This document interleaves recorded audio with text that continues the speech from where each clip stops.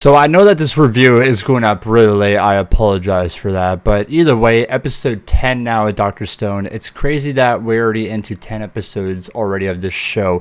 And this episode in particular, man, there is a lot to talk about. And I'm excited because every single week that we wait for a new episode, there's so much content to look at and to discover. And that's what makes Dr. Stone one of the best shows. But either way, let's dive into this review.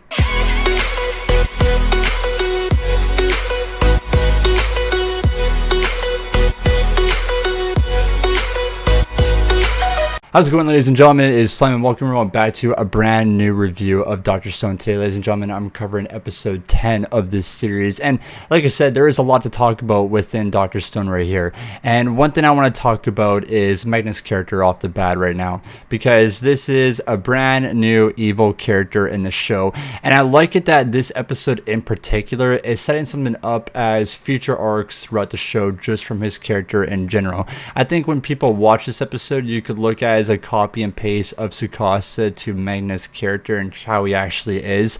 And deep dive, we see that he wants, of course, to rule over this village. He wants the most power he can possible. He wants to be royalty. And you can look at Tsukasa as his character as well, is ruling over the earth. He wants to rule over this village. And there's a lot of development throughout this that possibly he can be the ruler out of everything at this point. So he got tricked, of course, in the last episode of Gen showing him magic, knowing to, of course, these stone people, they call this as sorcery. And to kind of gain his ups into, of course, the royalty, he wants, of course, to eliminate the sorcerer. And to the sorcerer, to his eyes, he looks towards Gen, not Senku. So we see that he actually almost got rid of Gen in this episode. It's terrifying that this guy is literally like a gorilla and he needs to be get rid of fast. But his goal is to enter this martial arts contest that happens in the village every single year that Kohaku talks about. And how it works is when people go into this martial arts tournament, I'm pretty sure it was ground bound, I am pretty sure that's the name of it. If whoever wins this tournament actually marries Ruri and actually becomes royalty, they'll rule over the village and no one could actually stop him at this place. It's really hard for Senku and of course the others to actually stop him at this point because they don't have the medicine yet for Ruri. They don't have, of course, the life in that to save her. And looking to Magma's character, he doesn't care about Ruri at this point. Like, if he actually wins this tournament, he's basically actually trying to kill her. Like, it feels like she's actually going to kill herself because no one knows what her state is at right now. She's been sick for a very long time, which was actually described in this episode, a little bit of a flashback to Chrome, but she doesn't have that much time left. So Magma, he just wants to win this contest and to basically rule over everyone as fast as he could. So they come up with a plan. It's with Ginro, Kinru, and Kohaku to go in this ground bound to actually stop Magma in the first place. And we actually seen Kohaku in the past actually stop him from marrying Ruri in the first place so that he actually doesn't become royalty. But it's that time again. They have two teams that they work with. One team is with, of course, Ginru, Kinru, and Kohaku to enter this tournament so that they could actually defeat Magma in the first place. The other team is with Senku and Chrome. And Chrome's character in this episode, I love it so much. And he's definitely becoming, like, he's a little bit under Senku, in my opinion, as the best character of Dr. Stone. Like, of course, he is a main character, but I love it how his character development is actually almost at Senku's of, hey, you know, if you're watching this anime, you could tell that Chrome is the best character hands down, and that's to be expected. Like, I think we're what, 3 to 4 episodes in of knowing these characters, and some of the characters will have background story, right, of them being born or when they were a kid, what they want to be and to become, and you know, them being part of this village. Like, maybe some of them don't have parents anymore. They, of course, we get background development of that, etc. like it. And with Chrome right here, we didn't get too much, but we definitely did get background story of how he actually fell in love with Ruri in the first place and why he actually became a sorcerer and all that stuff. You know, his goal in mind when they were kids, when he met Ruri for the first time, was that he promised her that he would save her no matter what. He would find a formula that no one will actually die for, like if it's actually her parents or even Kohaku, for example. Like, I know Kohaku's trying to save her, like she's doing like this stuff of special gain that that's spraying water every single day and like messing up her training, but she's still trying to save her sister. Chrome, on the other hand, this whole entire time since growing up, that was his job. Like, he became a sorcerer to try to save Rui's life. It's different right now because Senku is actually making him to a scientist and that he actually loves this point, but at the exact same time he became a sorcerer so that he could actually save her. Of course, he grew in love and developed, of course, science, and he actually loves it right now, but at the exact same time he's doing it to save lives and to save the one that he loves. And with this character, I love it that it really shows that he doesn't want to change. We've seen this in anime before of, for example, Magma is going into, of course, this martial arts tournament. He's a tough, bulky dude that could survive out in the wilderness and he'll be a-okay. With Chrome's character, he's like Senku, right? He looks at everyone as gorillas. He doesn't have a stand of a chance, but he definitely has better IQ than every single one of them. He promised Rui that he would use his brain and he would use his sorcery to actually save her and to develop this potion. And I like it that Senku really sees that within himself as well, that, you know, like, you don't have to become a different person about this, like to like train yourself day in and day out. Not the individual who you are. You became a sorcerer because you loved it. You were the brains of the operation. Do what you love and do what you promised Rui that you would actually get this potion to save him. And he actually does do that at the exact same time. While Kinro, and Kohaku are buying time in this martial arts tournament and going against Magma, he's going with Senku to actually create this formula, to create this medicine to save Rui. He's going down his own path to save the one that he loves. And I love that because there could be a different option where he does go down that route of, hey, I want to learn about martial arts, I want to take down this big guy. That won't really work out for him, and that'll just change his character and he won't be himself anymore. So I love it that he sticks to his plan of what he loves to do and goes with Senku off of the science team to create this antidote to save her. That's why I love Chrome's character, and I cannot wait to see more development about that, because that's the important thing out of all this, right? And that's a step further even to Rui's father, for crying out loud, of, hey, you're watching a tournament of these random village people fight for marriage of your own daughter, but your daughter doesn't have that much time left. On the other hand, there's someone out there in the wilderness trying to create a potion to actually save her life so she can go on living to her 70s or 80s or however long that she lives. So Chrome, in my books, I just want more development, but also he's definitely the best character within Dr. Stone, and I love it that we got that little information provided within this episode, and it just makes me a lot happy as well.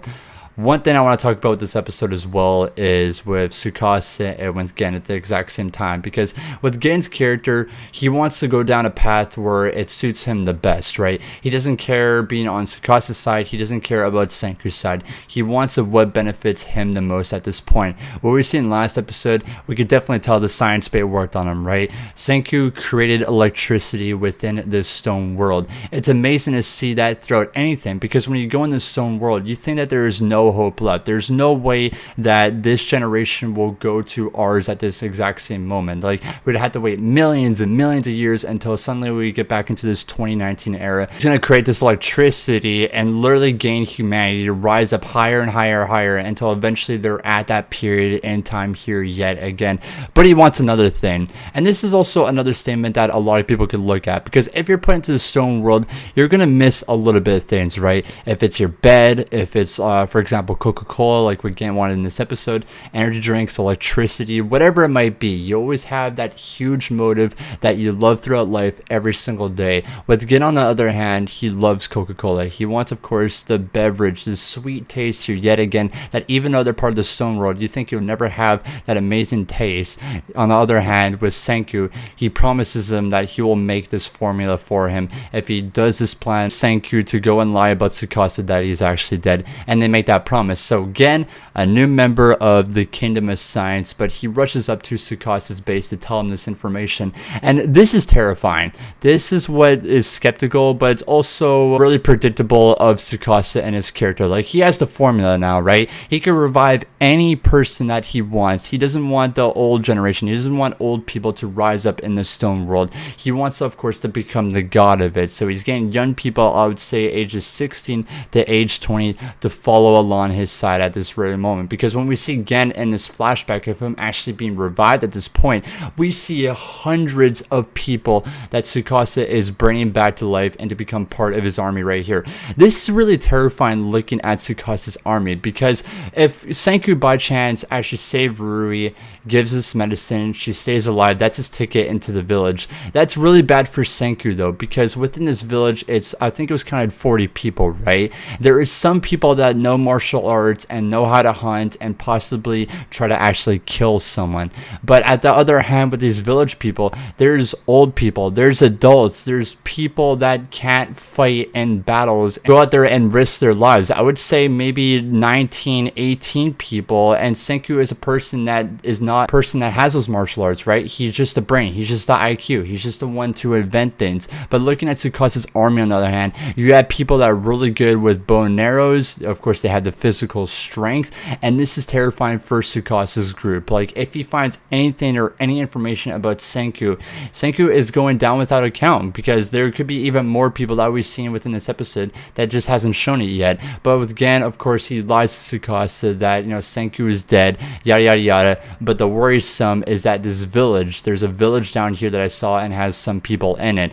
Even with Tsukasa, that might not interest him. It might do it just a little bit, because some people, right? There's people in this day and age that weren't part of his generation, so he'll love to get, of course, a little bit of a look. This is terrifying for Chrome's character as an individual, because if they do get information that Tsukasa is coming towards this village and his own army, if Senku hides, this is terrible for Chrome, because no matter what with science or throughout their generation, if someone dies, if you're a hockey player or if you're a scientist or anything like that, there's always going to be another person in the next generation to kind of fulfill that promise and be the best player or be the better scientist. And throughout the better scientist, that is Chrome at this moment. So that's really terrifying for his character at this moment, that Tsukasa knows about this village and these whereabouts, that he could use this advantage and try to get rid of Chrome. That's really terrifying. The also really terrifying at this moment is, since we know about Magma and his desires afterwards, this is what I meant about future arcs within Dr. Stone at this point,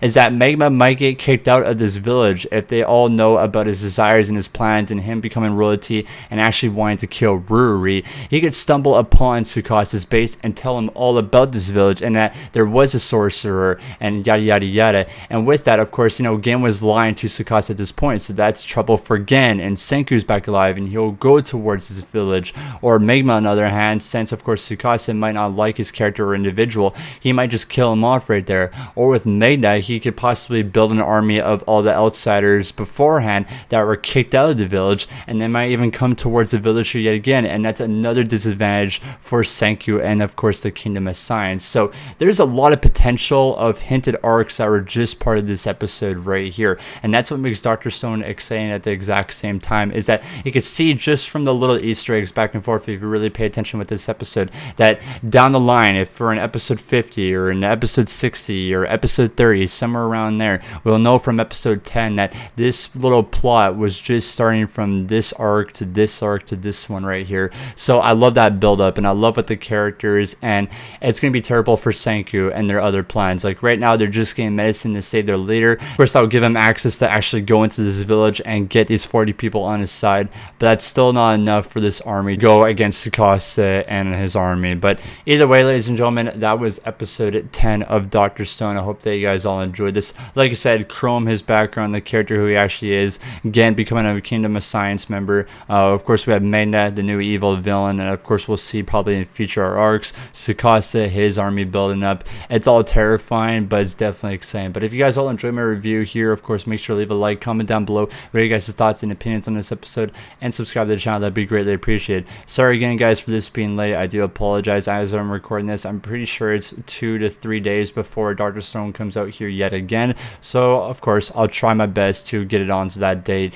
and we'll do a weekly basis on that. But either than that, hope you guys enjoyed. And of course, we'll see you guys in a new review on this channel.